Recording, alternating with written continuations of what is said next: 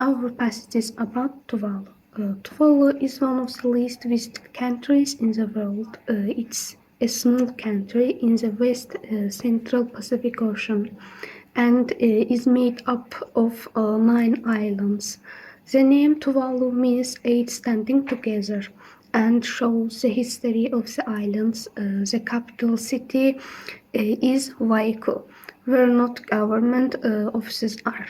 Tuvalu depends on foreign aid and imports most of its food, fuel, and manufactured goods. In the past, Tuvalu was ruled by Britain, so many people speak English today. Tuvaluan is also an official language. Most Tuvaluans live on the outer islands with their extended families.